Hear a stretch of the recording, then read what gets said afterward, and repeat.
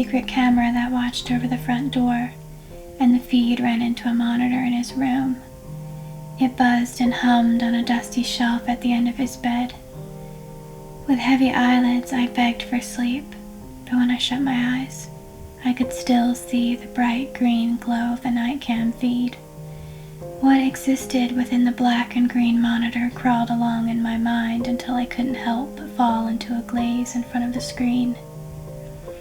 The shades of green created shadows on the bedroom walls.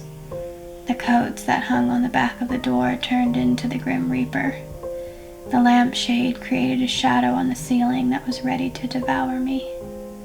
I trembled, afraid of closing my eyes or keeping them open.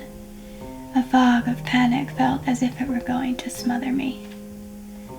I wasn't supposed to disrupt Dad when he was working, unless I had a good reason. I knew that my irrational fear of nothing would just make me look like a whiner, and Dad hated whiners. But I panicked.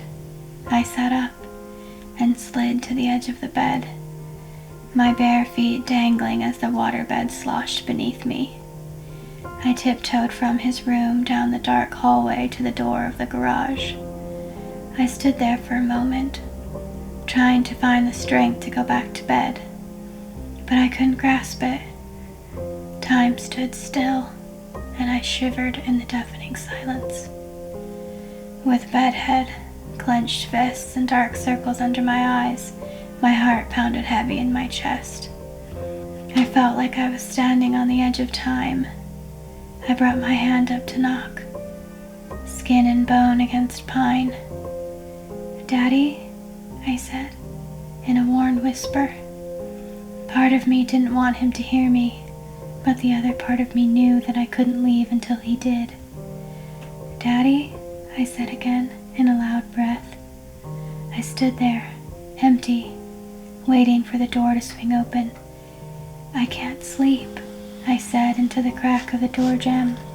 The door flew open and the misty gold light from the garage flooded my face. Dad towered over me and let out a weighted sigh. Putting his hand on my head, he directed me back to the green glow. A foggy odor seeped in from the garage, down the ill-lit hallway, and into the bedroom where it collected along the edges of the blanket nailed over the window above Dad's waterbed.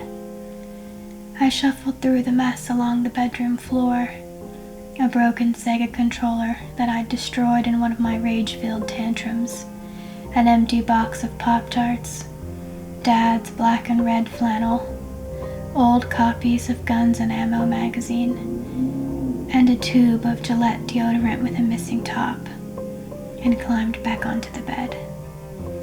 "You know you have nothing to be scared of," he said. His eyes looked vacant, and I could see the sharp hitch of his shoulders. I knew I had frustrated him with my weakness. I looked down at the dirt under my fingernails to avoid his eyes. Dad held out his hand, and I placed mine in the middle of his giant cracked palm.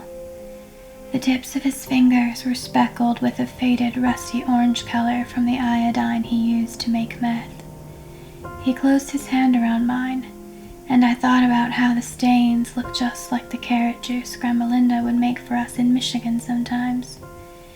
"You know I'd never let anything bad happen to you," he said, cupping my sweating hands in his. My fearful eyes rushed with comfort. "Can you stay here? Just until I fall asleep?" Dad nodded, and his sand-colored hair fell in his face.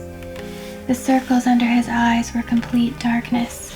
They looked as if he'd spent his whole life fighting sleep. He sat at the end of the bed playing a video game, and the shadows returned to being only shadows. I stretched my arms out, releasing the fists I was holding on to.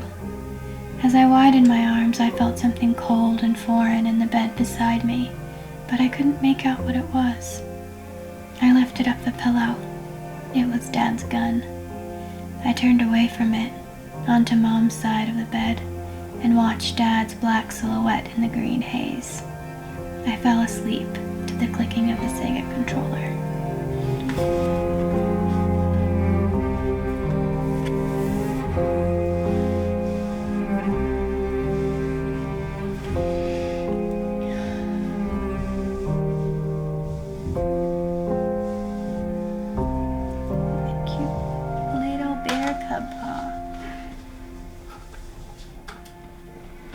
Easton.